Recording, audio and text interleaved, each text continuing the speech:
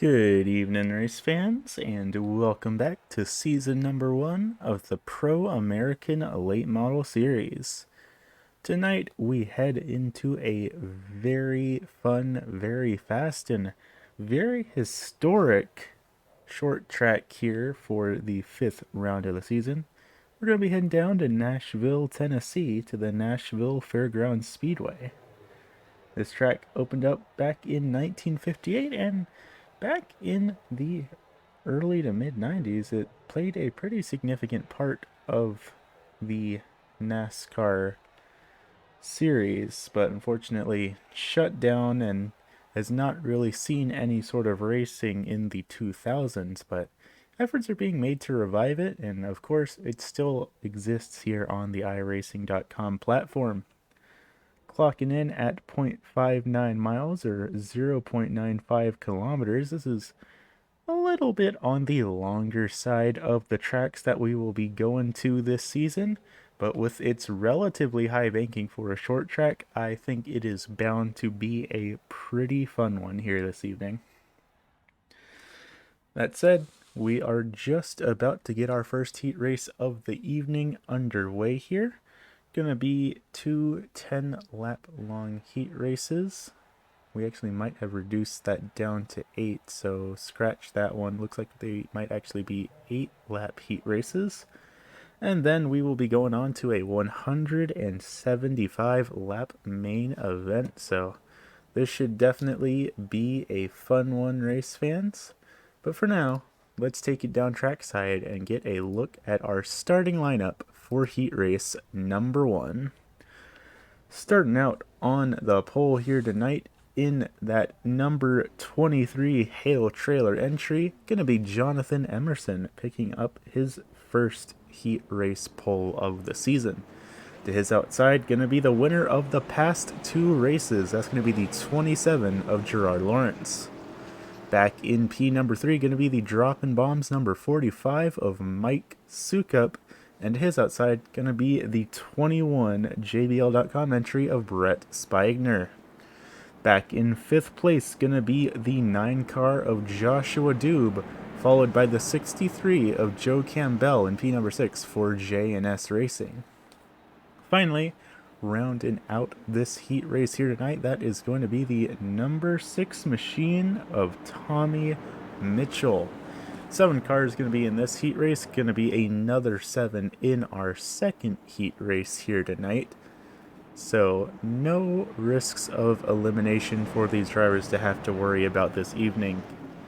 Here in the Pro American Late Model Series, it is a maximum of 22 cars that can make the main event. The rest have to race their way in through these heat races. But of course, only 14 drivers on the entry list here tonight, so that is not going to be an issue. But these heat races still very much do count, as they will be determining the starting position of these drivers in the main event. That said, pace car is off. Green flag is up in the air. Let's go racing. Sure enough, it is going to be 8 laps for these heat races. And look at that. Gerard Lawrence actually had a solid run coming on the outside just a little bit there. Going to be a little bit of contact throughout the field for these drivers. A little bit of right front damage on that number 45 of Mike Sukup, and another scrape against the wall. That was the 63 of Joe Campbell back there having a little bit of contact with the wall. And our leader, too, he also just got a bit loose. That was 23 of Jonathan Emerson sideways out of turn number 2. The high banking of fast speeds and of this track combined with some rather odd weather. Of course, I mean, we're going to race cloudy or sunny one way or another, but not every day that you see a race in this just heavy overcast like this, and that's probably throwing off these drivers because they were not expecting to do their heat races in a very cloudy, overcast day, and of course that will affect the temperature of the track and affect how these cars are actually able to grip the asphalt and navigate these turns. And like, sure enough, just like that, Jonathan Emerson getting really sideways through the corner, and that's going to allow Mike Sukup to look down to the inside, and that 9 car of Joshua Dube also going to be trying to make the pass as well. 3 wide, it's not going to work out Mike Sukup's going to go around. Joshua Doob is going to come with him. That's going to bring out our first caution of the evening for heat race number 1. Let's see if we can't take a look back there and get a better view of just what happened between Mike Sukup and Joshua Doob there. Looking at that number 45 machine heading down into turn number 1 and turn number 2, the 9 car. Gonna try and make it 3 wide. It's not gonna work. The 45 is gonna go around Doob. Gonna try and save it, but just can't get away from that 45 machine, and that's gonna send both of them spinning around. Let's see if we can't get an onboard camera with Joshua Doob here and see if we can't see what he saw during that incident. Going back, riding on board with that number 9 machine, heading down into turn 1 and turn number 2. See Sukup drift up wide, gonna try and go for the pass, and just a little bit of a nudge, and Sukup going around is gonna send him around too. It looks like not too much damage on the 9, but that 45 machine's looking a little bit beat up here tonight. So we're going to be taking it back live here tonight, and it looks like that 45 machine's actually going to be going down to pit lane, or rather he's going to be coming out of pit lane. Looking up at the front, Gerard Lawrence is going to be scored as our new race leader in that number 27 machine, and it looks like he too is not unscathed from the battle that we have seen broken out in this first heat race. Of course, not very many, but not an insignificant amount of points are awarded for your heat race results on top of establishing the starting order for the main event. So just because these little 8-lap shootouts aren't very big does not mean they have an impact not only on the race itself, but also the rest of the season as a whole. So definitely something to keep their minds on during this race. But it looks like going to be stacking them up again 2 by 2. Lights are off on the iRacing.com pace car. Gerard Lawrence going to be the race leader, followed by Jonathan Emerson, the pole sitter, now stuck up on the outside. Row number 2 going to be Brett Spiegner and Joe Campbell, Tommy Mitchell and Mike Sukup in row number 3, and Joshua Doob rounding out the remaining couple of laps of this heat race. iRacing.com pace car is pulling off. Green flag up in the air. Going to be 3 laps to go when we go green. Gerard Lawrence getting a great start down on the inside line. Going to be 2 by 2 for these drivers back for 2nd and 3rd place respectively. Still side by side heading down the front stretch, and it looks like Spiegner is going to concede the position there. 2 laps left to go. For the most part, everyone's got it all single filed out, trying to be a little more gentle with each other after that first incident. After all, thankfully damage does not actually carry over into the main event, so wrecking your cars here will not take you out of the main, but definitely not something you want to be doing. White flag up in the air. Going to be one more time around the speedway. Heading down into turns 3 and 4, and it's looking like Gerard Lawrence is going to be taking home the win for this first heat race, followed by Emerson, Spiegner, Mitchell, Doob, Campbell, and Sukup, rounding out the remaining field here tonight. And just like that, we're going to be jumping straight into heat race number 2. So let's take it down trackside and get a look at our second starting lineup for our second and final heat race of the evening. Starting out on the pole of this heat race, gonna be the number 85 Mobile 1 entry of Brandon Kiger.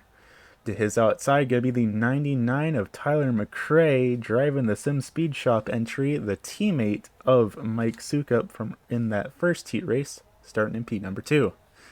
In third place, going to be the 55 of Albert Hewins, followed by the 72 of Will Salamone to his outside, starting back in P number 4. Back in 5th place for SM Motorsports, going to be that number 66 of Brent Mex. Back in P number 6, going to be the 12 of Kenny Tripp. And finally, rounding out this second heat race field tonight, going to be the 37 of Art Hendren. So this should be a very interesting heat race fans. Quite the stacked field here tonight. Brandon Kiger, Tyler McRae, Kenny Tripp, Art Hendren, all drivers that we have seen be battling it out up in the front at some point or another this season. And of course, Kenny Tripp, also the driver to have picked up the other 2 wins to have made up the 4 races we've completed so far this season. So 2 and 2, 2 wins to Gerard Lawrence, 2 wins to Kenny Tripp. And funnily enough, Kenny Tripp actually won his heat race last week back at the USA International Speedway. So seeing him start all the way back here in P number 6 for this one is quite a shock. And it's going to be interesting to see how hard he's going to push to try and get that number 12 machine up into the front of this race. Pace car is off. Green flag is up in the air. We're going to be doing this one more time. 8 laps on the docket for these drivers to try and claim side by side through turns 1 and 2. Looks like Brandon Kiger will be scored as the leader that time by. And trouble. Looks like that was the 66 of Brent Mex around. He's down in pit lane now. That's going to be big trouble for that driver of the 66 machine. Of course, no risk of elimination, but that is going to screw up his qualifying effort big time. He will be starting last at the start of the main event. But up in the front, still side by side, Tyler McRae and Brandon Kiger. Both drivers absolutely giving it their all. They have been side by side for this entire heat race, and they're still doing it. A little bit of scrape of the wall for Kenny Tripp back there. Now for the first time, these drivers nearly going single file, but Kiger not going to be giving up that easily. Oh, Kiger's going to go around. He's going to try the crossover on Tyler McRae, and it's not going to work. Caution flag going to be coming out for the number 85 of Brandon Kiger. That was a very cool move that he tried to pull off there, but it just did not work out for the driver of that number 85 machine. Let's see if we can't take a look back here and see what happened to Brandon. And down into turn number 1 in that Mobile 1 entry. Going to be trying to use the high side. Diving it down. Going to try and do the crossover, and it's just not going to stick. That number 85 going to slide out from under him. In a perfect world, that move would have worked out beautifully, but the tires were just not able to have enough grip necessary to make that happen. Let's ride on board with the number 85 machine. And down into turn number 1, he backs off just a little, tries to dive down below Tyler McRae. Just that slightest little tap against the apron is enough to upset the balance of the car and send him spinning around. So that's going to be our first caution of this heat race, second caution of the evening overall. Tyler McRae still going to be in the lead of this first heat race, but up in P number 2, now going to be Will Salamone, followed by Kenny Tripp in third. Should be a very interesting remainder to this race. Albert Hewins back in 4th, Art Hendren in 5th, Brandon Kiger back in 6th, and Brent Mex, unfortunately, going to be scored a lap down because of that incident that sent him into the pit lane.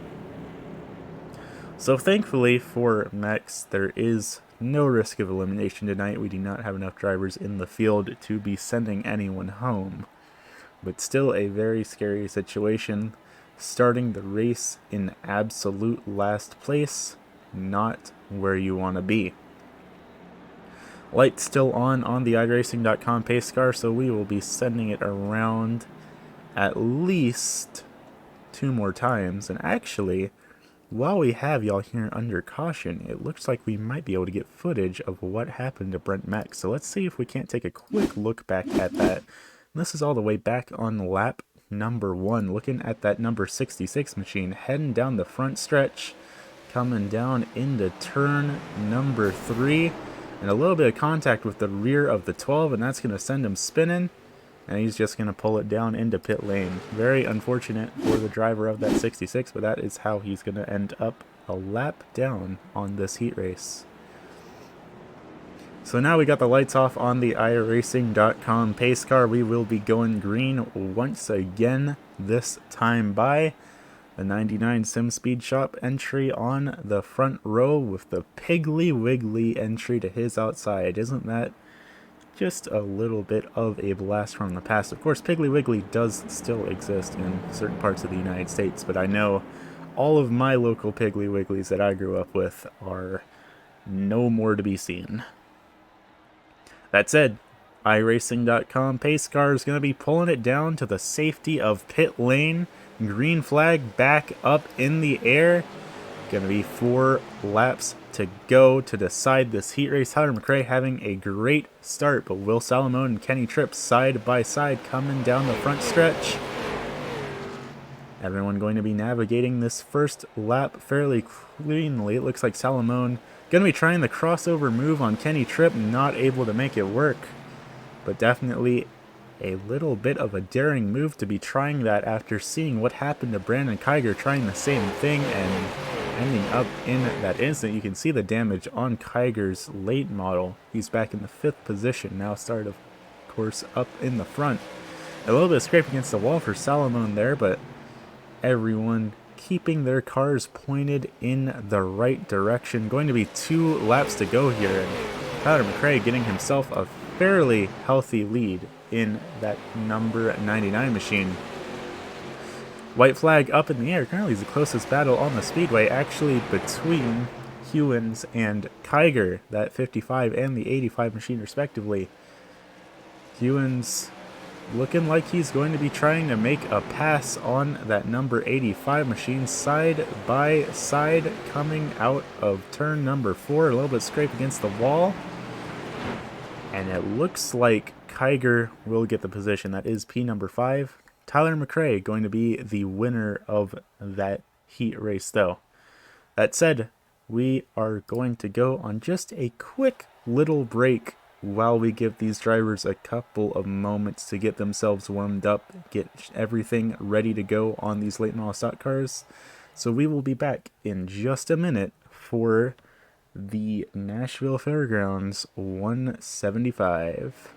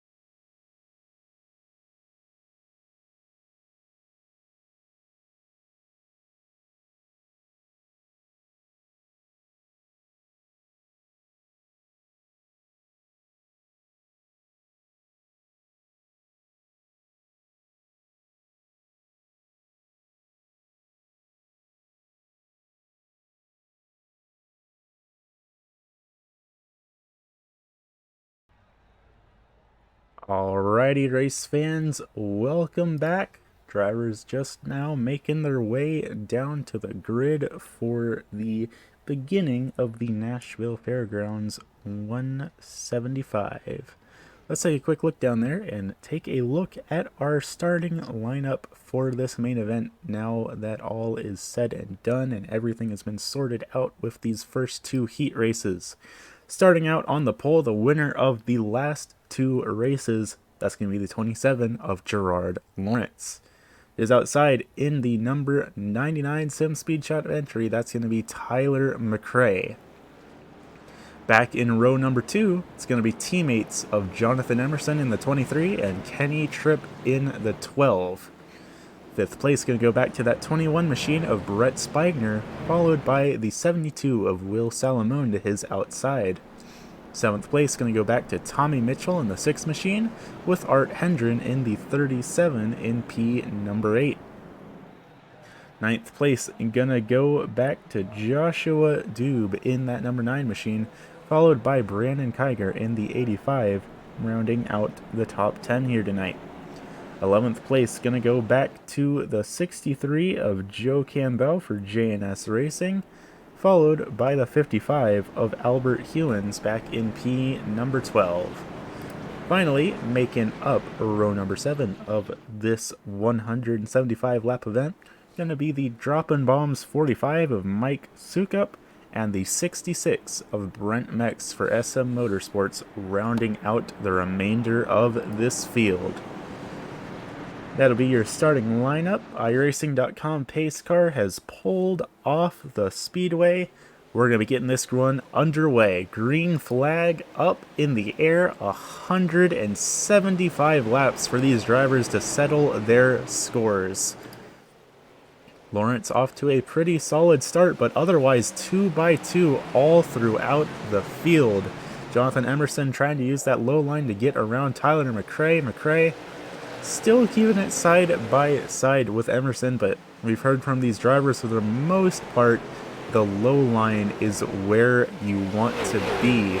So keeping it up on the high line, a very risky move, especially when tire wear comes into play. And sure enough, Tyler McRae going to be diving it down as soon as he gets the chance and single filing this one out.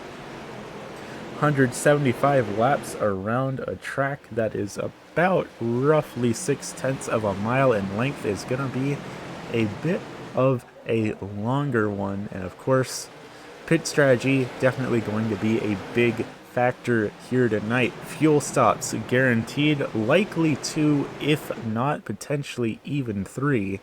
And with at least 4 sets of spare tires for these late model drivers, it's very possible that we will see them come into effect later in this race. A little bit further back, Will Salamone in that number 72 Piggly Wiggly machine really starting to put the pressure down on Brett Spiegner. They were just under 0.2 of a second, almost 1/10 of a second apart heading out of turn number 4 last time by, but it does look like Salamone going to back off just a little bit. Only 6 laps into this 175 lap event. Plenty of time to make passes later on, plenty of opportunities for drivers to get themselves sorted out. But speaking of drivers getting themselves sorted out, Joe Campbell having a little bit of a scrape against the outside wall there. Just a very minor one, very little visible damage on the side of that 63, but that got everyone behind him checked up just a little bit. Very nearly doing it again in that 63 machine, but looks like everyone still has it all sorted out. Everyone may have gotten their pre-race heebie-jeebies out during those 2 heat races, since we both had a caution in each of them. But now everyone's starting to play a little bit nicer with each other here tonight.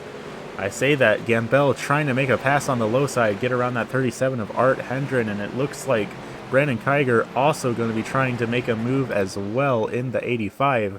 Everyone seeing a car stuck up on the high line, and the light goes on in their brain that says easy prey, easy victim, easy position to gain. Because when you're stuck up there, there is not a whole lot you can do about it except pretty much just cry about it and make do, waiting for there to be an opening and dive it back down. So that's going to be sending that 37 of Art Hendren back just a couple of positions. He's 3 spots down from where he qualified, so not the way he wanted this race to start off in that 37 machine, but still plenty of time for things to turn around and go the way that he wants them to go. 12 laps in the books. Still over 160 left to go. Minor things like this, not a big deal in the grand scheme of things, and sometimes at the start of these races, being a little bit further back in the back is actually where you want to be. That's not where everyone wants to be though, because looking a little bit further up the field, Joe Campbell getting a whole lot of pressure from behind from Brandon Kiger.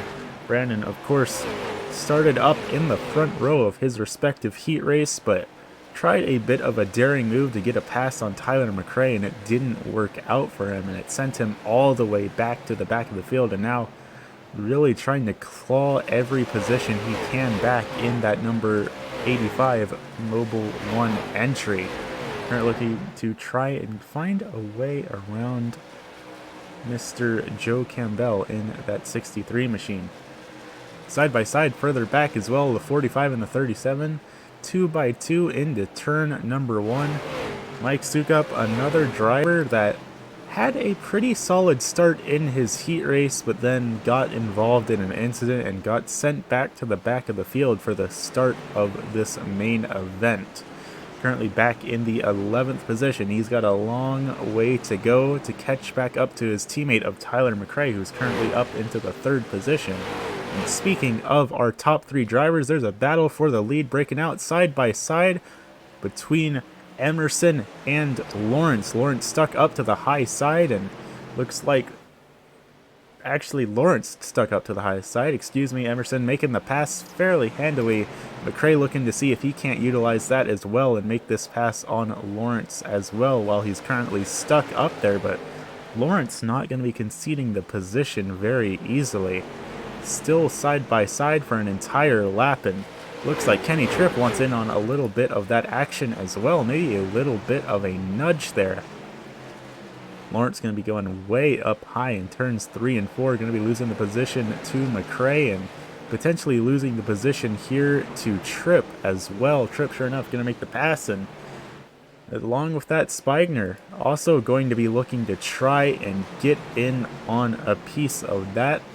And just like that, the freight train rolls on, and Gerard Lawrence goes from being our race leader all the way back to P number 4, and if Spigner manages to get around him as well, all the way back into 5th just in the matter of a couple of laps, and there's simply not a whole lot he could do about it except go along for the ride.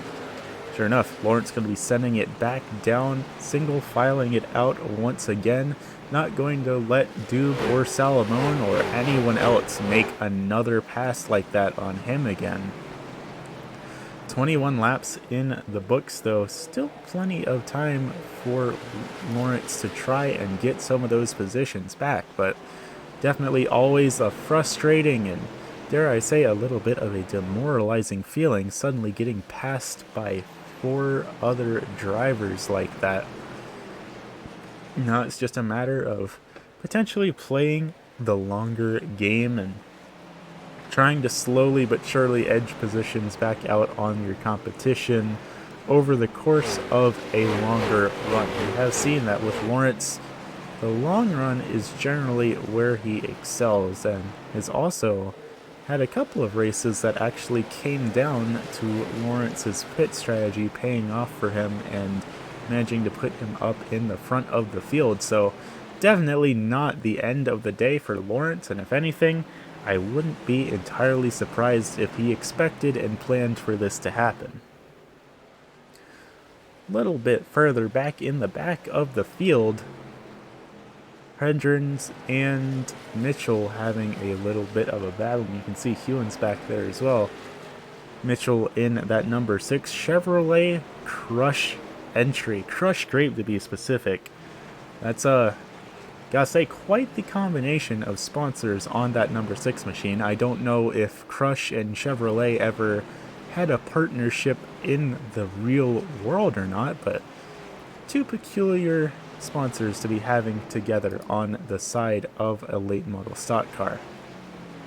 Mitchell currently down 5 positions for where he qualified, back in the 12th position, and getting pressure from behind from Art Hendren and Albert Hewens. These 3 drivers duking it out for the 12th position, and while they may be back in the back of the field, their race is still an exciting one and still one that is impactful on all of their respectful championship prospects. It does look like Mitchell is starting to pull away, but Hendren has Hewins all over the rear of him. Hewins actually going to be going up high and seeing if he can't make the high line work for him in that number 55 machine. Does not look like he'll have too much success with it, but he's still going to stick to his guns and keep trying it. Coming down across the front stretch, he's actually getting enough of a run off the corner to catch up to the rear end of Hendren. So the high line might actually be working out for the driver of that number 55, and now he's going to be switching it up, trying to go way down low, nearly making contact with Arthur there. Going to back it off once again, just a little bit, but still definitely interesting to see drivers trying the outside line and trying to make it work for him. And sure enough, that 55 machine going to be diving it down low. Hendren going way up high and trying the crossover, but I don't think he'll have the momentum to do it. Hewins is going to pick up a position, and he is now only one spot down from where he qualified. Further up in the front, the battle is breaking out for the final podium position. Emerson and McRae both have built up a little bit of a gap from the rest of the field, but Tripp, Spigner, Dube, all these drivers under a blanket, throw Lawrence in there too, and trouble. The 21 of Spigner, very hard impact with the outside retaining wall.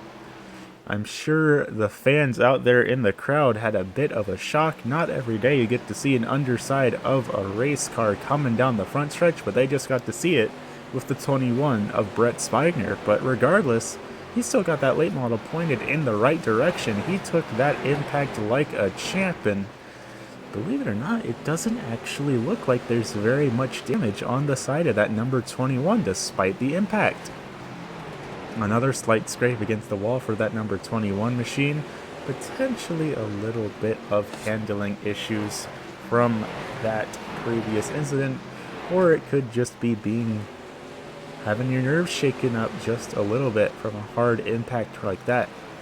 After all, if there were any more of a green driver in that car, it probably would not still be racing here right now. It would be either dumped into the inside wall or potentially upside down on its lid. That said, Spigner going to be going up high, and Kiger and Lawrence both going to get around him. Kiger in that number 85 Mobile 1, and Trey having a pretty solid run for himself despite the incident in his respective heat race. He's up 4 positions from where he's qualified and looking to try and break his way into the top 6 of this race. So definitely a good evening for Brandon Kiger. Maybe not the best evening in the way that he was hoping for, but he's still making that car work for him, and with only 38 laps in the books, still plenty of time for him to pick up even more positions. A little bit of trouble there. Teammates side by side coming down the backstretch, and that 12 of Kenny Tripp going to scrape the outside wall just a little bit, and that's going to allow Dube to get around him in that 9 machine. Both drivers driving in their respective Hale trailer paint schemes. Dube in the red one, Tripp in the orange one. And Emerson, our race leader, is the 3rd driver in these Hale trailer entries, and he is driving the yellow one. So despite having identical paint schemes, you can tell them all apart, both by their numbers and the colored highlights they have around the trim of the vehicle and the roll bars and the spoiler of the respective cars.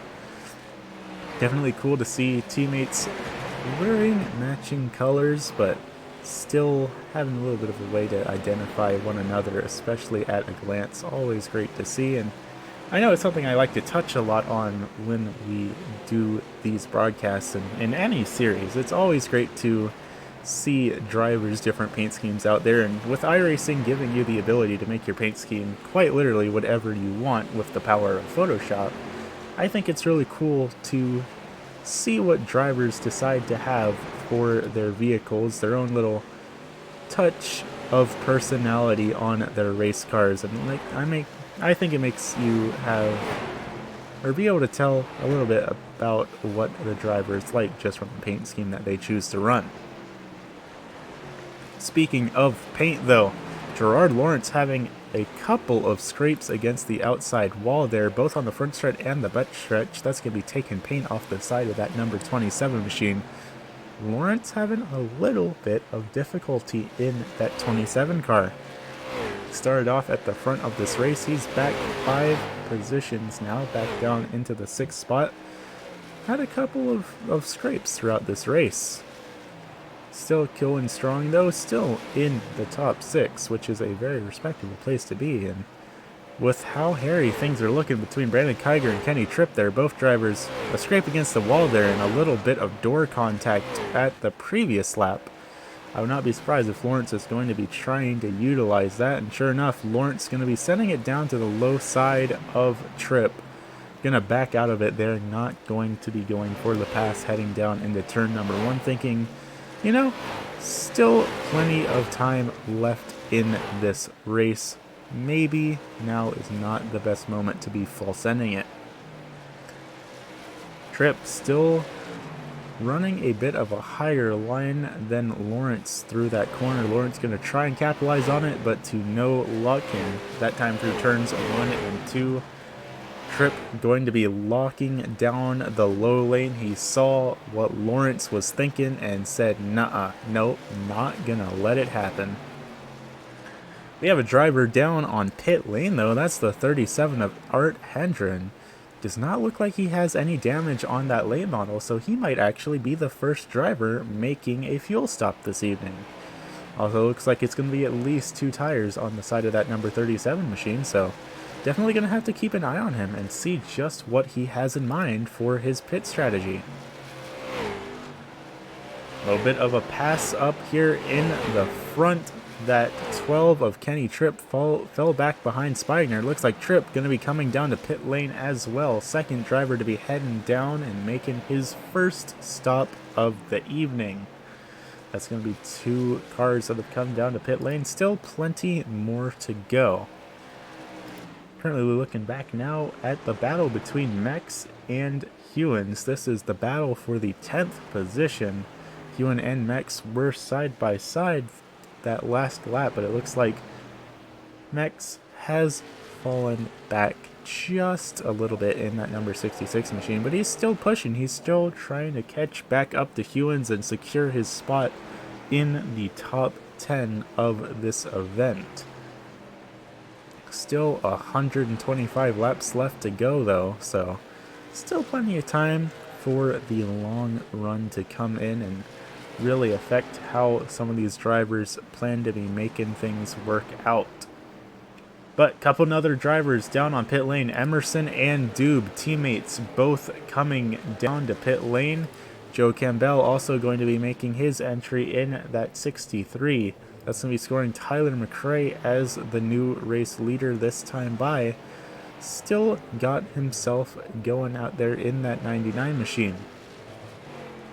Most of the field now down on pit lane, or has already come down on pit lane. The only 2 drivers left to pit is Tyler McRae and Brent Mex, and looks like McRae is going to be coming down now. That's going to be scoring Brent Mex up in P number 2 in that 66 machine. That 21 of Brett Spigner just behind him. Spigner going to be unlapping himself as Mex makes his pit stop as well. And it looks like as the pit cycle comes through, Jonathan Emerson is going to be your race leader in that number 23, followed by teammate Joshua Doob, and then Brandon Kiger in the 85. Looks like he managed to pick up a couple of spots on that pit stop. McRae coming out of pit lane, going to be a bit of a race, trying to get that late model up to speed so he can hang on to these positions, and looks like he's going to be slotting himself into P number 2 in that 99 machine. So for the most part, now that the pit cycles have gone through, the field is actually looking fairly similar to how it was looking before, minus Dube being up a couple of positions a little bit further back. Joe Campbell being scored a lap down, going to be going up high to let those lead lap cars by, but now side by side heading down the front stretch with the 12 of Kenny Tripp. Tripp currently the last car in that little bit of a pack. Tripp is on the lead lap, Campbell is not, and Campbell gonna concede the position in the 21 car. That's Brett Spiegner going way up high in that 21 machine. Might have seen something on the track that he did not like, because that seemed, at least to me from what I was able to see of it, like it was a little bit of an evasive maneuver. That's going to move him back a spot and allow Kenny Tripp to get around him. And now he has to deal with getting around the 63 of Joe Campbell, the first car a lap down. When we come around the speedway this time by, it will be 60 laps in the books as we come across the line here. And Tyler McRae all over the rear of Jonathan Emerson. These two cars battling it out for the lead, and McRae really looking for any sort of opening that he can. All these cars are on brand new tires, and McRae has decided it is time to push with everything I've got in this machine, and boy is he going to try and do it. And it looks like he's going to try and go for the pass, and contact that is going to send Emerson spinning around, but Emerson got it going. He actually saved it. No caution's going to come out, but that is going to move Emerson back. Call that 4 positions, potentially even 5 if he can't get that late model back up to speed before Tripp and Spiegner catch up to him. Definitely frustrating for Emerson and not how he wanted his race to be going, but still 113 laps left to go. Not the end of the race by any means. Still plenty of time to get things sorted out and potentially get himself back up into the lead of this race. But that's going to be giving us a new race leader. McRae did let off the gas from that incident, and that caused Dube in that number 9 machine to actually end up as our new race leader. McRae going to look down to the low side, see if he can't get around Dube. Dube going to get loose off the corner. Big slide out of that number 9 machine, but it's not going to stick. Dube definitely having trouble in that 9 machine. Kiger nearly pushing it 3 wide as both him and McRae try to negotiate around that number 9 machine. Dube definitely having a little bit more heat in those tires than maybe he would be liking, because he is just sliding that car through the corners. Got a little bit more planted that time by, and it looks like Kiger actually scraped the wall just a little bit in that 85 machine. But sure enough, 66 laps into this race, and our 3 lead lap cars are still under an absolute blanket. And just behind them, Lawrence and Emerson both incredibly close together as well. But actually, the closest battle on the speedway right now is the battle for the lead. That's not something we see all that often. Generally, some of the biggest battles that you see in racing are happening in the middle of the pack, but not tonight. Right now, Dube and McRae are putting on one heck of a show here this evening. McRae still really pushing in that number 99 machine, trying to see where he can get any sort of ground on that 9 of Dube. But it's just not working for him. He's going to scrape the wall a little bit on the outside there. That's not going to be doing him any favors. But as we head down the front stretch this time by, it looks like we might have a little bit of lap traffic to start coming into consideration here. Joe Campbell, and that's the 12 of Kenny Tripp, and Brett Spiegner all in a little bit of a group. Call it about 14 seconds roughly up the speedway. Oh, a little bit of trouble there. I'm getting it sorted out, but the 21 a little bit sideways.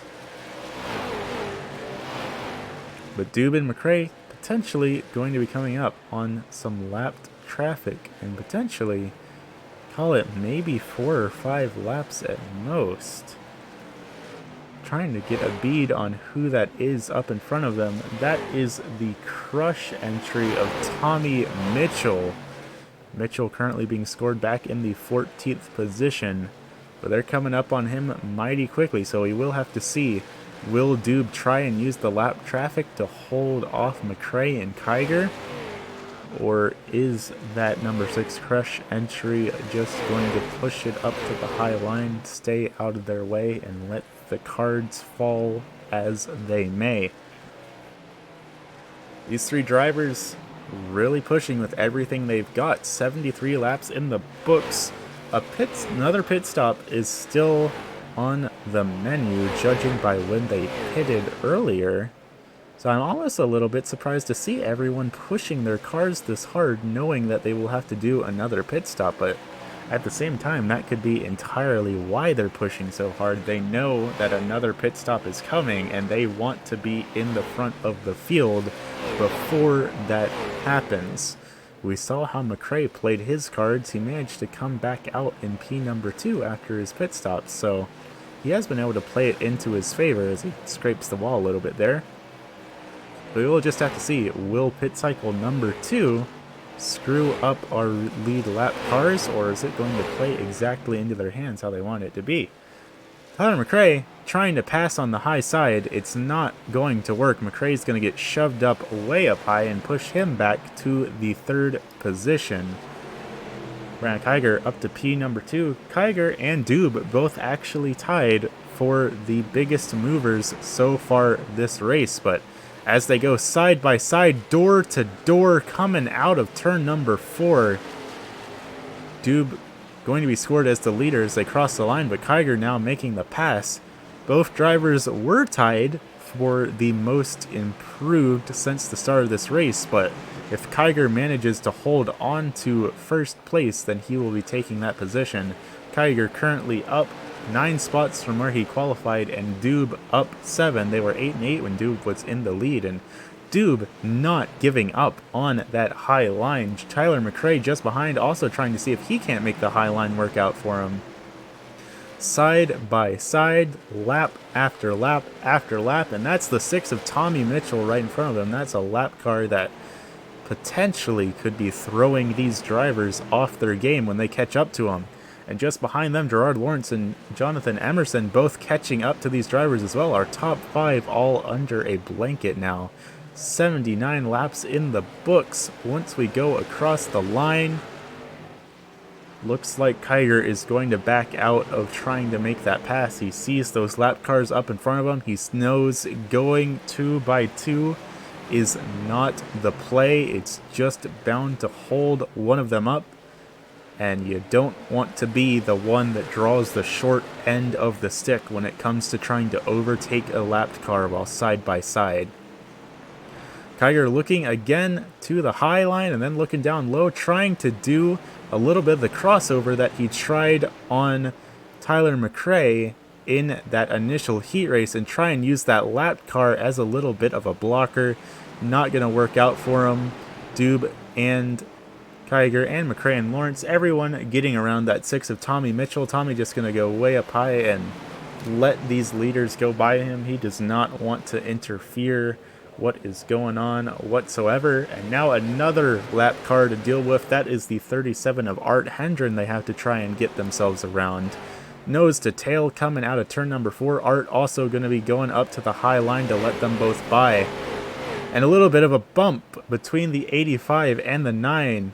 That's going to send the 85 up the speedway, and now McRae's looking to try and get back into this battle as well. Not going to work out for that 99 of McRae, but still under a blanket. All 3 of these drivers within 3/10 of the leader.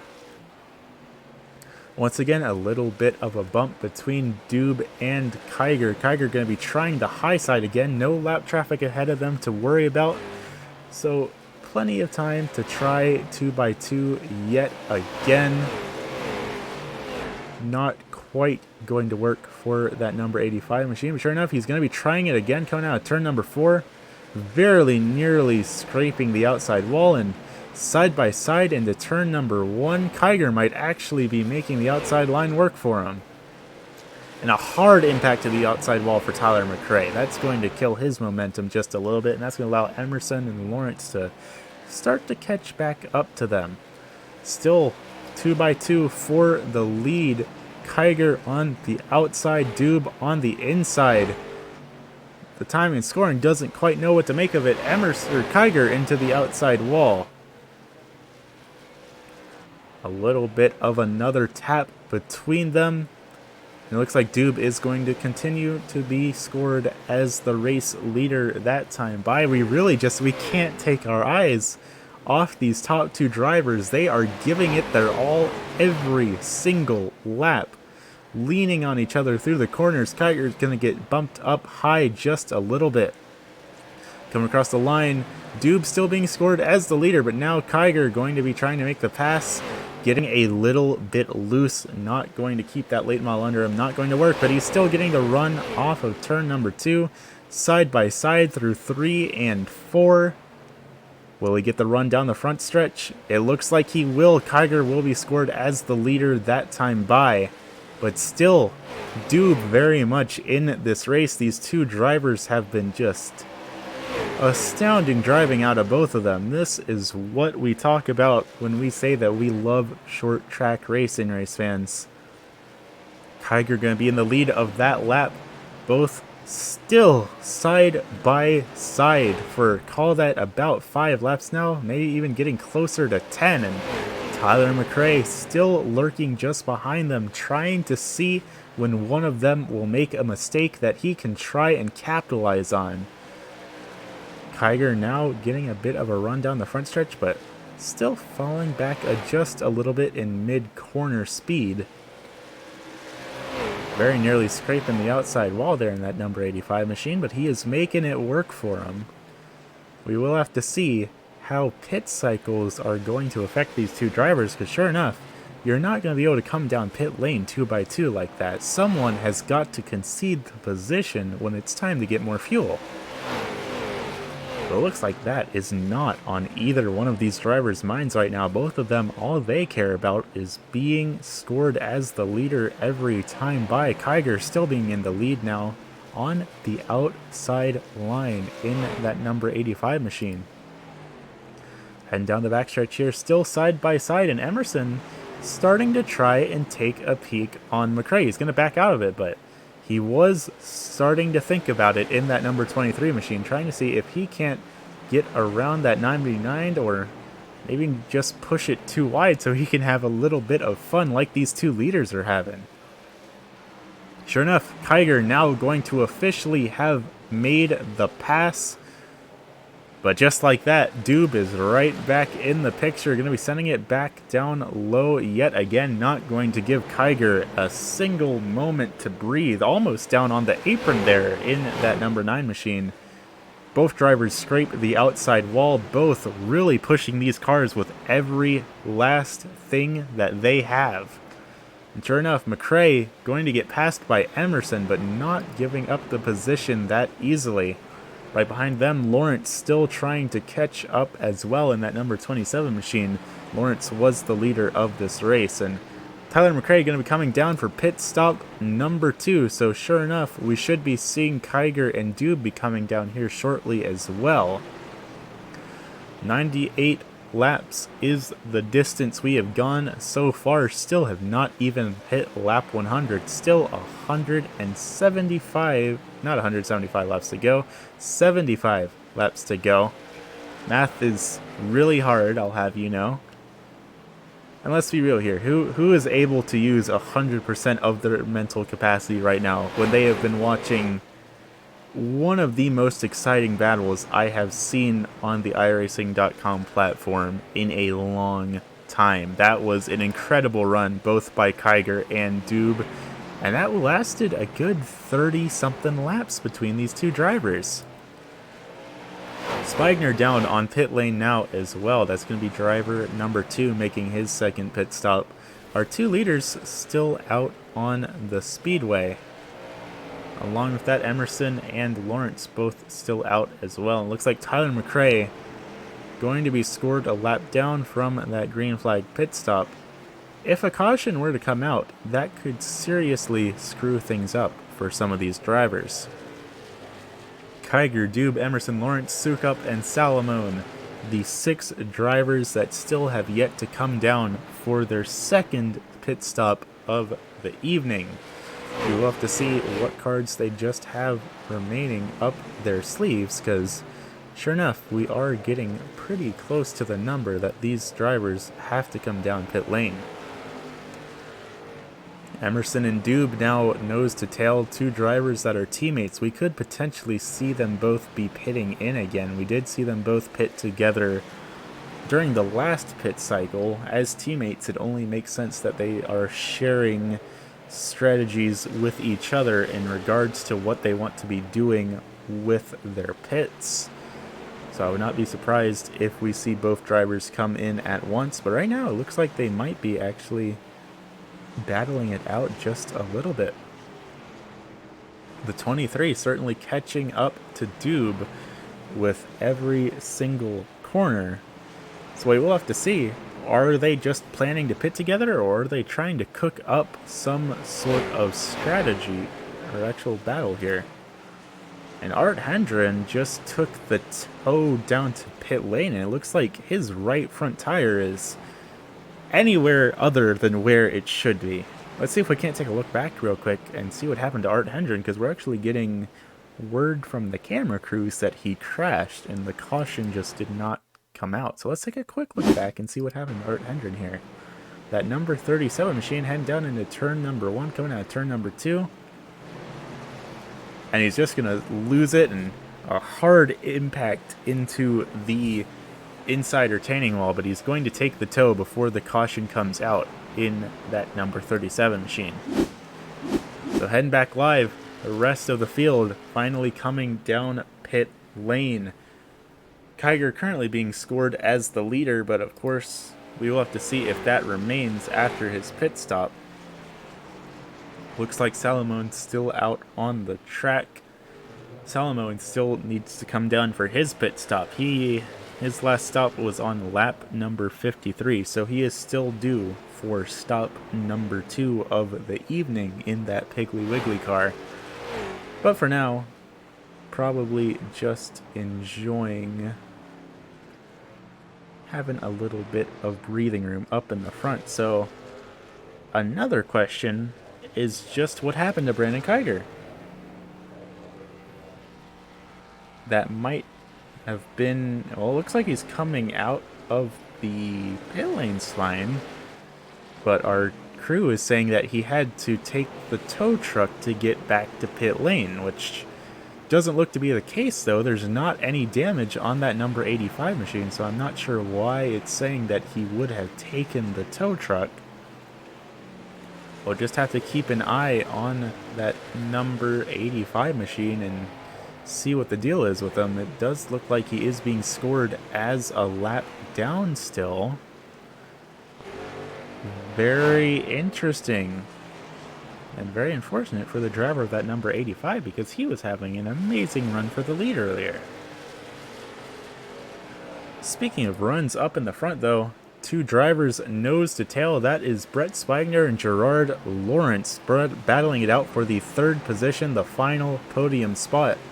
Spigner going to go up high, and Lawrence going to handily take that position from him, but will he be able to close the door? Yes, he will. Spigner going to be losing a position to Lawrence, and Lawrence putting himself back up into the top 3. Not back in the race lead where he probably wants to be, considering he started there, but still a little bit of ways left to go. And caution flag is out, the first caution of the evening, 113 laps into this race. Looks like the trouble is going to be for the number 63 of Joe Campbell. So let's see if we can't take a look back here and see just what happened to the driver of that 63 machine. Looking back, looks like heading down into turn number 1, coming out of turn number 2. Scrape against the outside wall and spin. It looks like he might have potentially collected another driver there as well. Let's see if we can't get ourselves a better camera angle of that. Heading down into turn 1 and 2, things are looking relatively okay. And a hard impact against the outside wall. That's going to send him spinning around, and a little bit of slight contact with, I believe, that might have been Art Hendren. Not enough to send Art around, but still an incredibly hard impact for that number 63 machine. Let's see if we can't get an onboard view here. Riding on board with Joe Campbell, the driver of the number 63. We're going to see exactly what he saw during this incident.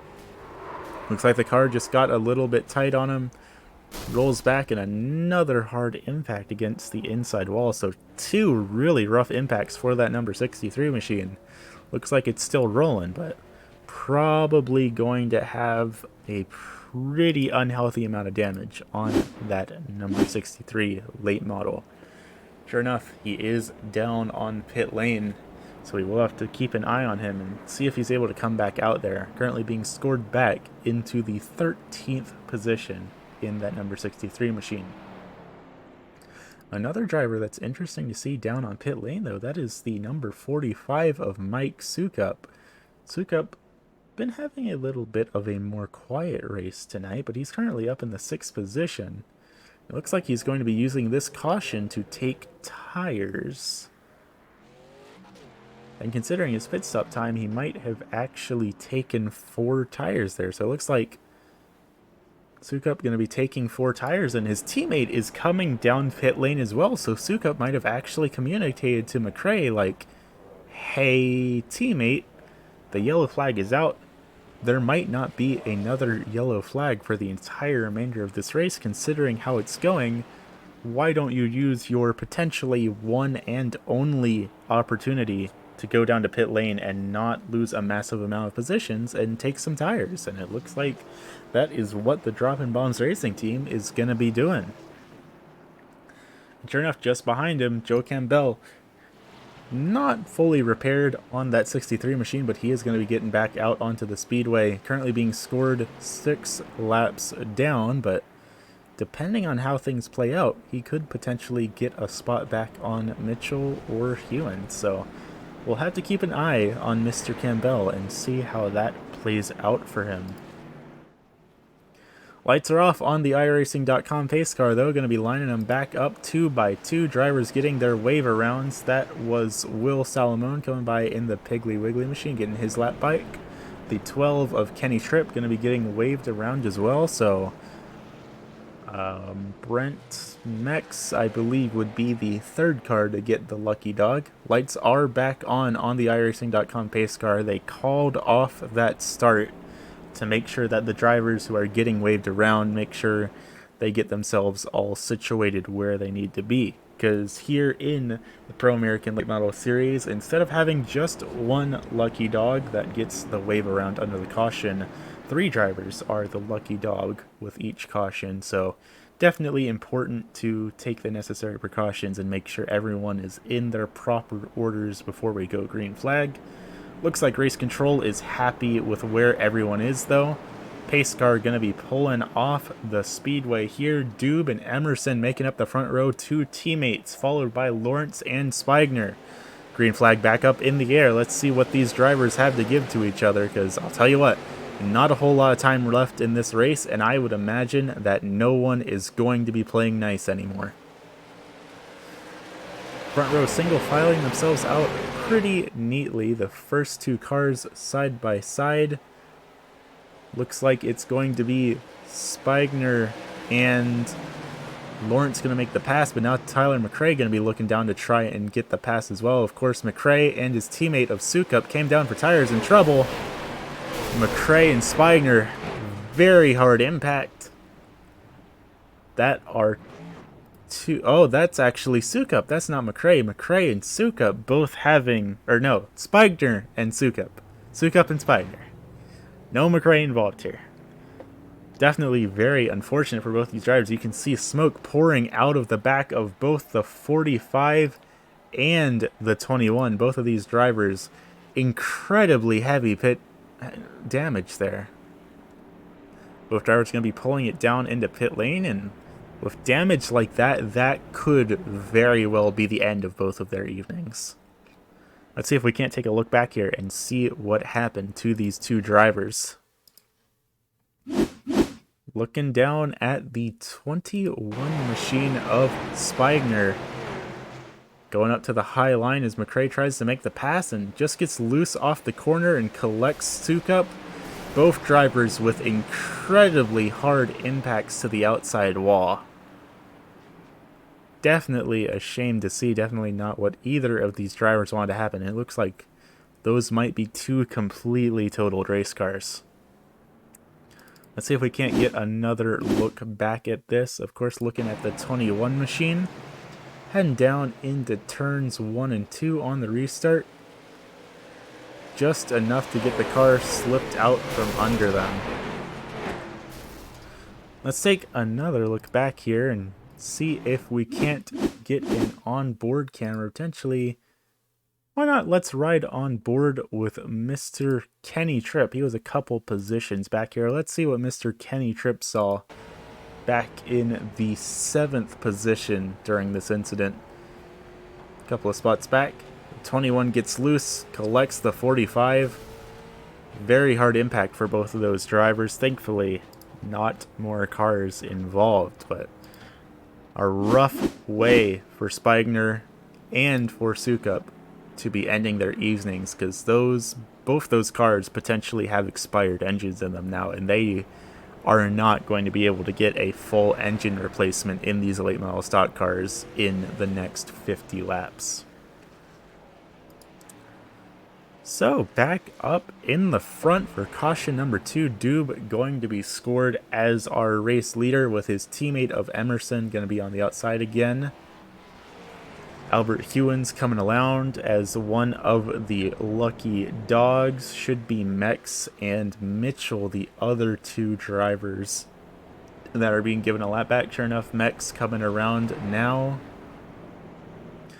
And then potentially Mitchell should be coming around as well, it looks like. Sure enough, yep, Tommy Mitchell going to be the third car to get the lucky dog, but Kenny Tripp is down on pit lane. Looks like he's going to be using this caution to try and take tires. That's going to move him down to, looks like, the 7th position. Definitely interesting to see how these cautions are affecting these drivers' tire strategies. But pace car is off. We're going to be going green this time by, which makes it all the more interesting that Tripp pitted with 1 to go under yellow. That is not something that you traditionally see. So we'll have to see how it works out for him. Green flag back up in the air. Everyone up under a blanket. McRae trying to dive it down low and get past that 27 machine and catch back up to Doob and Emerson. Having two teammates, number 1 and number 2, gonna make McRae and Lawrence's job very difficult, especially for McRae, because McRae does not have a teammate of his own to back him up anymore. Sukup still stuck down on pit lane, so McRae is going to be all by himself for the remainder of this race. Lawrence having a bit of trouble getting stuck up to the high line and having a little bit of the freight train and rolling back past him again. Krieger going to get around him, and Salomon looking down to the inside sloans as well. Salomon's going to back off in that 72 Piggly Wiggly entry, but still, Lawrence running out of time here to try and secure his 3rd win of the season. Of course, anything can happen in these next 45 laps, but not looking the best for that number 27 machine. We'll just have to wait and see if he has any more tricks kept up his sleeve, because you never know. We have seen much stranger things happen out in the chaos of the short track racing.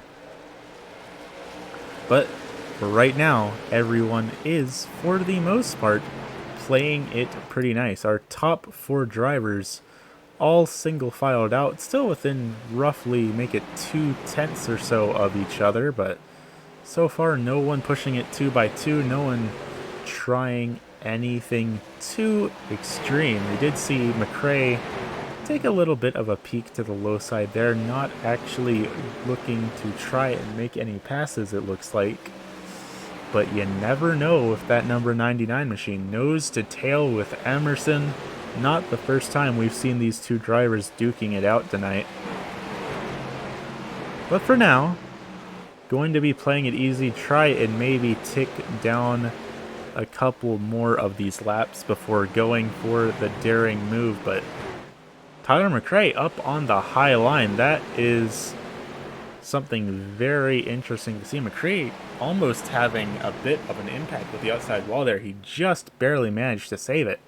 And of course, we have seen the outside line work. We did have that very impressive battle earlier on that lasted, you know, a solid 20-30 laps. That was 2x2. So the outside line is certainly not non-existent, but still, if you go up to the high line and it doesn't work, then you're guaranteed to fall back, maybe call it 3, 4, potentially even 5 positions as the drivers down on the inside line freight train past you. So a risky move by McRae, but it's going to work out for him as he's now being soared up into the second position.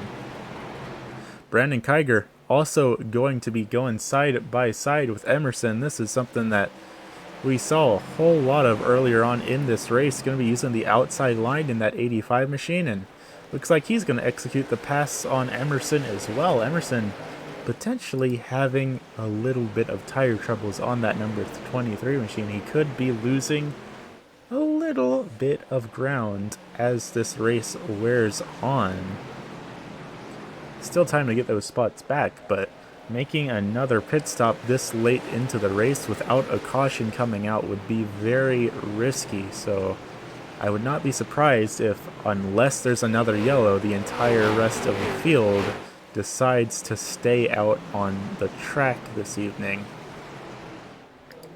Brandon Kiger starting to look and see if he can't take a peek at that number 99 machine though. And down into turns 3 and 4, he did take a peek to the outside just a little bit, and that's actually turns 1 and 2. Now heading down in 3 and 4, he's definitely trying to make a higher line work for him, one that's not one we've seen many other drivers using, at least not while they've been single filed out.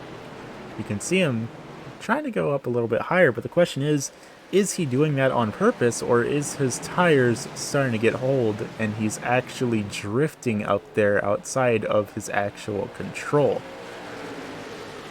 Seems to me like he's doing it intentionally though, because now he's trying to make the pass on Tyler McRae. McRae gonna go way up high, and McRae gonna concede the position to hold off Emerson and Lawrence and not get the freight train rolling behind him.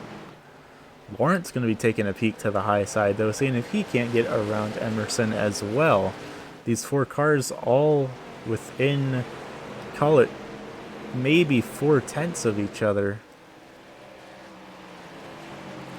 All of the top 5 have been putting on an amazing show all evening tonight. No one has given an inch to these other drivers. They know what they have under their hoods, and they are not afraid to use it as much as they are capable of. Lawrence looking to the outside of Emerson, and side by side through 3 and 4, Lawrence may actually make the outside line work for him. Heading down into 1 and 2, Lawrence did have the advantage going into the corner, but lost it a little bit in the mid corner, but Lawrence is going to make the pass. Sure enough, just like that, Emerson's been bumped back down to 5th place. 145 laps in the books. Call it about 30 laps to go. Sukup still down on pit lane road after that incident, as is Spigner. So both these drivers definitely looks like they will be both retiring from the race. They have not officially hit the retire button, but as these laps tick down, I don't know that they have very good chances of coming back out into the race. And if they do, I think the only cars they would be able to pass is one another. But still, every position counts. These points do add up in the championship standings. So if you're able to get the car back out there, why not? You could just potentially pick up a spot or two, especially if we end up seeing another caution late into this race. As drivers start to get themselves single filed out though, the chances of that do go down a little bit, but some of the cautions that we have seen this evening have been self-spins, so it is not entirely out of the question that someone just pushes their car a little bit too hard on slightly too old tires and ends up pointing in the wrong direction. Emerson looking to try and go low and see if he can't get the spot back on Lawrence. Not going to do it that time by, but the potential is still there. Going to be peeking down to the low side again as we get 25 laps to go. We are in the closing chapters of this race. Emerson still going to be trying to get around Lawrence. That low line not really working for him, which is not something that we traditionally see in these short track races. Generally, the low line always where you want to be just about no matter what, but some of these drivers are actually making the higher line work out for them. That said, Lawrence now starting to shut the door on him, make sure he can't make the pass happen, but Emerson getting a good run off the corner, going to be diving it down low. Will he have enough momentum to make the pass? Coming out of turn number 2, it does look like he has enough to maybe keep it side by side with Lawrence. Sure enough, he does. Emerson using that low line, and looks like Lawrence still going to be scored as the leader that time by of this little battle. These two drivers trading positions back and forth, and I'll tell you what, Emerson has been doing this whole side by side thing all evening. I'm sure he's having fun down there, but I can't help but wonder if he's starting to potentially get a little bit tired of having to be side by side, lap after lap after lap. Looks like Emerson is going to make the pass happen, though. Lawrence having a little bit of scrape against the outside wall, and that is going to slow him up just a little bit. And looks like we've gotten everyone just about single filed out now and starting to play a little bit nice with each other. Still plenty of drivers in this race. Our top 7 rounding out the last of the cars on the lead lap. That is Kenny Tripp in the 12, back in the 7th spot, currently down 3 positions from where he qualified. Tripp potentially could have gotten a penalty on that last caution. I could be mistaken, but I could have swore that I saw Tripp go into pit lane with 1 to green, which you are generally not allowed to do. So that could be the explanation as to why Tripp is currently the last car on the lead lap, but still on the lead lap is a good place to be, especially when the bottom half of the field are all laps down. Hewens and Mex, the first 2 cars laps down, 2 cars only 1 lap down, so if a caution were to come out, Hewens and Mex would both be back on the lead lap in their respective cars. Then Tommy Mitchell, 3 laps down in that number 6 crush entry. Mitchell not been having the evening he's been hoping for, but it has been a quiet evening, and considering some of the spectacular wrecks that we have seen some of these other drivers be in, maybe having a quiet evening is not the worst outcome. That said, just behind him, call it about a straightaway back. The closest battle on the speedway gonna be once again the battle for the lead. Brandon Kiger catching Joshua Dube. Slowly but surely, Kiger is gaining a little bit of ground with every single corner.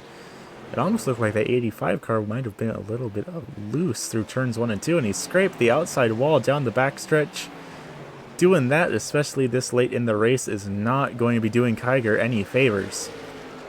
That's not going to stop him from pushing with everything he's got, though. He has tasted the glorious taste of being up in the front of this field once before this race, and he is going to be pushing with everything he's got to try and get back up there. Going to be 12 to go as we cross the line, though. If he's going to make this pass happen, he is running out of opportunities to do it. And sure enough, just in front of him, Dube's probably going to be sweating a load as well. Dube has Kiger all over him in his rearview mirror. And just 12 laps to go, gonna be 11 when we cross the line. The clock is ticking. He just has to push a little bit harder and hold off Kiger. But seeing Kiger gaining on him with every single lap is bound to be anxiety inducing, even for the most sealed of drivers. But Kiger gonna have a scrape against the outside wall again. That might hurt his overall speed just a bit. Doesn't look like it though. Kiger, he's gotten caught up to Dube. He's gonna be going down to the low line. And he's going to be pretty handily passing Dube just like that. Just behind them, McRae and Emerson having a battle of their own for the third position. But Kiger up on the high side. Dube's going to be trying to make the pass again in that number 9 machine. Side by side coming out of turn number 2 and heading down the front stretch. 9 laps to go. And once again, our leaders find themselves side by side with that number 6 Crush Chevrolet car just a couple of seconds in front of them. Dube gonna fall back and concede the position to Kiger. It looks like he might have gotten loose off the corner because he has fallen back considerably. Dube's coming down to pit lane. Dube does not have fuel to the end, does he? I don't think Dube had enough fuel. That's going to be a very sore way to finish off the evening for that number 9 machine, because if Kiger is good on fuel, then that's it for Dube. That's going to be sending Dube all the way back to the 7th position, potentially all the way back to 9th if he can't get back out onto the track. And Emerson's down on pit lane as well. Is it possible that the entire Hale Trailer team made a misplay on their fuel strategy? Brandon Kiger coming down pit lane as well with 6 laps to go. Kiger also short on fuel. That's going to put Tyler McRae up into the lead with 5 to go. Lawrence and Salomon going to be 2nd and 3rd. Does McRae have enough fuel? Did the entire field under fuel by 6 laps? That could be quite the tragedy if they did, but at the same time, if McRae is good to go, then this could be the biggest blessing he has ever received. 4 to go now. Clock is ticking. Salomon and Lawrence having a little bit of pressure from behind as well. And Dube and the 85 side by side leaning on each other, both trying to pick up any sort of position they can heading down the front stretch. Dube going to be just in front of Kiger, but side by side yet again, 3 laps to go. This is currently the battle for the 5th position. So not the battle for the lead by any means, but both drivers side by side coming out of pit lane and side by side every single lap after that. These two drivers potentially a little bit flustered by the miscalculations with their fuel, and now really trying to just push to redeem any sort of position that they can. 2 laps to go. Tyler McRae sailing away with the lead of this one. If he has enough fuel, then he is good to go. White flag up in the air. Coming out of turn, or nope, this is down the backstretch still. McRae with a pretty handy lead. Looks like he is going to have enough fuel to make it to the end. Tyler McRae gonna be your winner for tonight's race, followed by Will Salomon back in P number 2 and Gerard Lawrence in the 3rd position, rounding out the field here tonight. What a finish, race fans. I'll tell you what, there were a lot of things on my bingo cards here tonight.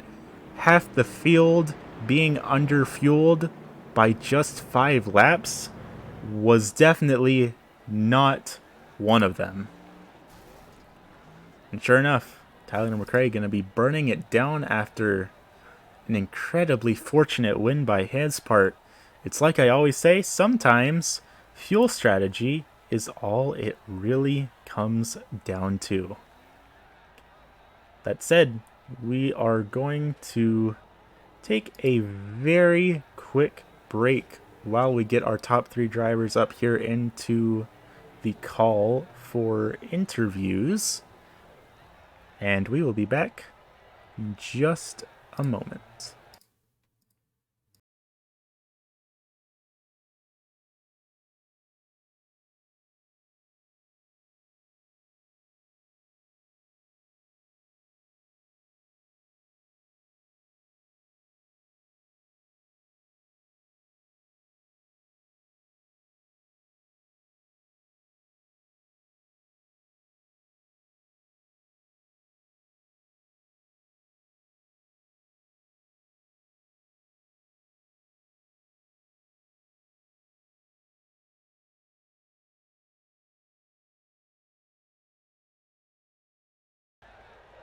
Alrighty, race fans, welcome back. We got your race winner here tonight, Mr. Tyler McCrae. You were running back pretty much all over the front of this field, up into the front a couple of times, back all the way back outside of the top 5 a few times. You've been all over the place here tonight. How are you feeling now that you've got it done? Pretty darn good, actually. I got a little hot. Um, I don't like people blocking with like 100 laps to go, 98 laps to go. Look, if it's for like transfer spots or maybe you're in a heat race or maybe to get your lap back because you need to stay on there, I can kind of see that. Or for the win, maybe the last 20 laps, even being a little more aggressive with it. But 100 laps to go, man, that really got me hot. My car got into the wall. I got some other fender damage, and that's about all I could do is ride in third. So I just bad my time, and I made a little quick move there. And if it was going to stay green, I had 2 seconds on them. And if we all pit at the same time the next time, well, I'd still have about 2 seconds on them. So I feel like I had the race won that way. And I couldn't believe it. They didn't pit on that next to last caution. I know they only got like 5 or 6 laps on their gas then, but if they were trying to make it or at least give themselves a shot, they had 2 cautions they could have pit on with only 6 cars on the lead lap. It didn't make sense to me.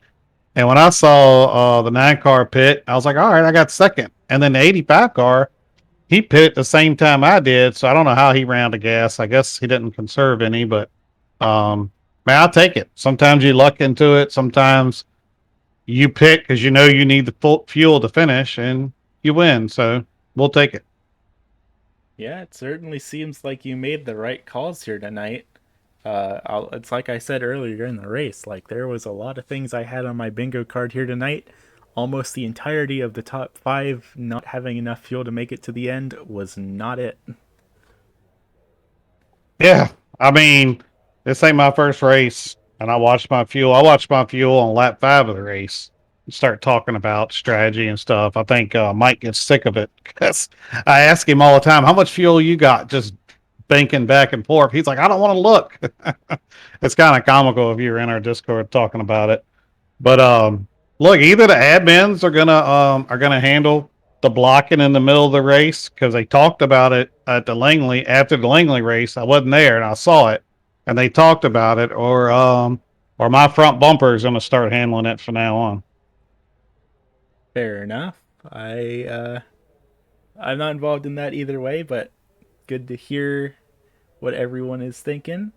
Speaking of tracks where you might need to use a little bit of bumper there, next week we're heading to Irwindale. How do you feel about that? I don't know. I haven't been there in these cars and at all, or even fixed. So who knows? And in other cars I've been in, you can run the bottom, you can run the top. I think it's going to depend on tire wear, where you end up running, or just trying to get the fastest lap. Maybe it might be they come down the middle of the track and come up, so you got to watch for people, cutting off your nose and things like that. Is what I think. But I mean, look, it's going to be about 6, 7 guys trying to win each week. That's what it's been. So it's a shame a couple of them spun out and had a few issues, but we got some new names up here in the top 3, and I want to congratulate them. Well, I think Draw is not new name up here, but you got to finish the race to get up here. So kudos to them. Fair enough. I think next week is bound to be pretty interesting, but before I let you go and celebrate your first win here with Palms, is there anyone you'd like to thank on the side of that number 99 machine? Definitely. Palms are putting this on. I always want to thank them first because, without them, we wouldn't be here racing. I wouldn't have anything to gripe about. um, Appreciate you putting on the broadcast and all the work you put in. Dropping bombs racing. I mean, from we put in a lot of races during the week, and it's not always me. Some of the other guys are in the races, just them working, and I see their notes going back and forth, and I really appreciate them, and especially Mike. He stuck around even after getting wrecked. He's such a good sport, and he's going to be in victory lane soon. If it wasn't tonight, it's going to be soon. I guarantee it. He's a great driver and I mean a great friend, and we have a lot of fun on the radio. So I want to make sure I always thank him too. And definitely simspeedshop.com. I ran their paint tonight, so pretty cool to put them in victory lane. Good deal. Well, thank you for coming out, Tyler, and I look forward to seeing what y'all got next week at the Irwindale Speedway. All right, I appreciate you. Have a good night. You too.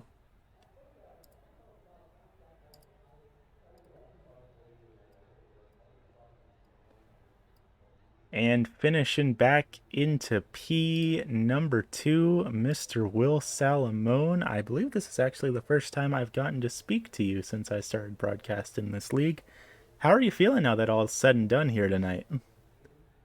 I can't believe I got second. I was that last caution. I wasn't sure if I could make it to the end, so I came in, topped off with fuel, and then round 5 to go, everybody started pitting. I'm like, going, what's going on? I'm sure enough, I'm up to second. I got by Gerard there. I guess he was saving fuel, and I almost got the win, but I couldn't believe I got second. Um, last 2 weeks I've been in trouble with wrecks out of my making, so I paced myself tonight, just try to make it through the first 100 or so laps and then go. So yeah, I'm just glad I got second, to be honest. So I'm glad I finished too. Well, it's certainly great to see you up here, and I'll tell you what, sometimes the hardest decisions to make are the most influential ones, and it looks like you made the right choice with pitting on that last caution. But Sure something what? like next week, we will be heading to the Irwindale Speedway. Is that a track you've got any particular thoughts about?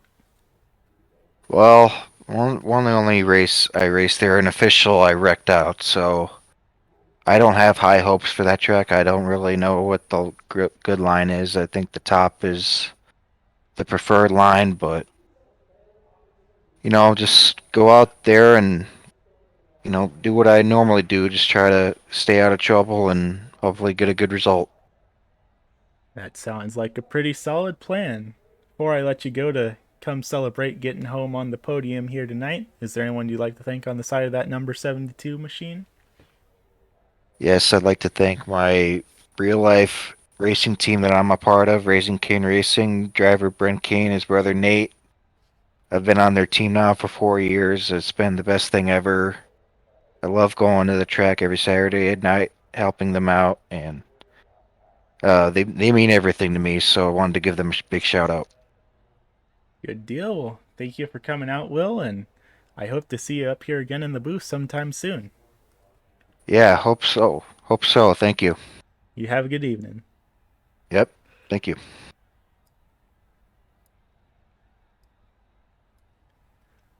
And finally, rounding out the top 3 here tonight, Mr. Two-time winner Gerard Lawrence. Gerard, you've been battling it out in the top 5 pretty much all evening here tonight, but it looks like things really played out for you in those last couple of laps. How are you feeling now that everything's said and done here tonight? Um, Pretty good. I mean, we didn't have the speed here tonight that we have had the last 2 weeks. Definitely not a car to win, but to be able to back into a podium like this is pretty cool. I was racing with the 23 car, uh, probably like 20 to go, and then I looked down at my fuel and realized it was going to be real close, so just backed it way down and hoped I could make it, and just about made it across the line before it ran out of fuel. Sure enough, you made it work, and definitely always great to see it up here. And even if it's not a win, third place will still be a pretty solid amount of points. And with those 2 wins under your belt, you probably have a pretty good buffer heading into the points standing. So I'd say, all things considered, tonight was still a really solid evening for you. Yeah, that was definitely the goal, was just staying on top of the point standings. I said to myself on the like second to last restart, I just at this point would like to get a podium, and then I fell back to like fifth or sixth or something, and I was like, oh, that's probably not going to happen. And then they all started pitting for fuel.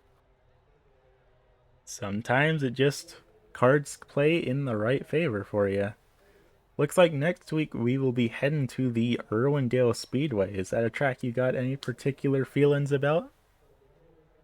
I haven't ran there a whole bunch, but the few times that I have run there, I've been competitive, but I've never run these cars there.